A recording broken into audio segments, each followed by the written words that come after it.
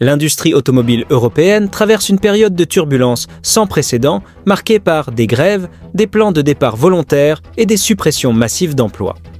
En décembre 2024, près de 100 000 salariés de Volkswagen, sur les 120 000 que compte l'entreprise en Allemagne, ont mené des grèves d'avertissement dans 9 des 10 usines du groupe. Ces actions visaient à protester contre un plan de restructuration prévoyant des fermetures d'usines, des réductions de salaires et la suppression de milliers d'emplois. Les sites de Wolfsburg, Hanovre et Zwickau ont été particulièrement touchés par ces mouvements sociaux. De son côté, Mercedes-Benz a lancé le programme Next Level Performance pour réduire ses effectifs administratifs. Ce plan propose des indemnités de départ pouvant atteindre 500 000 € pour les employés de longue date acceptant de quitter volontairement l'entreprise. Cette initiative vise à économiser 5 milliards d'euros d'ici 2027, tout en évitant des licenciements forcés.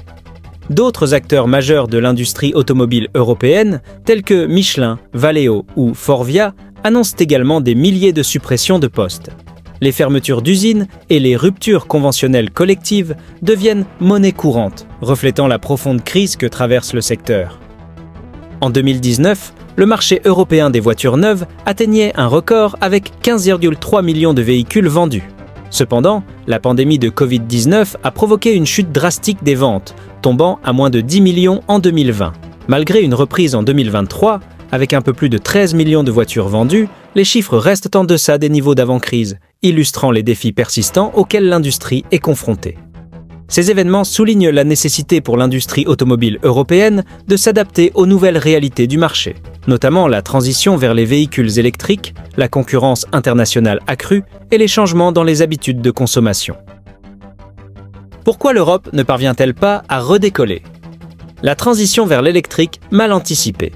En 2023, les voitures électriques ne représentaient que 14% des ventes en Europe, contre 49% pour les moteurs thermiques et 26% pour les hybrides.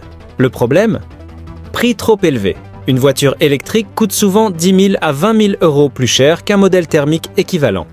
Manque de bornes de recharge. En 2024, l'Europe compte 5 fois moins de bornes que la Chine.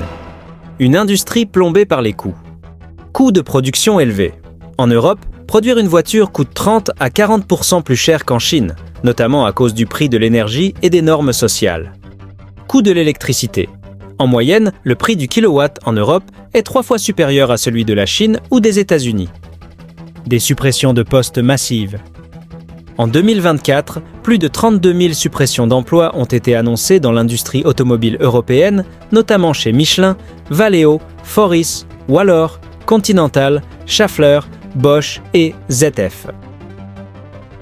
Si vous avez aimé cette vidéo, n'oubliez pas de liker, de vous abonner et de la commenter pour nous dire ce que vous en pensez. À très bientôt pour d'autres analyses.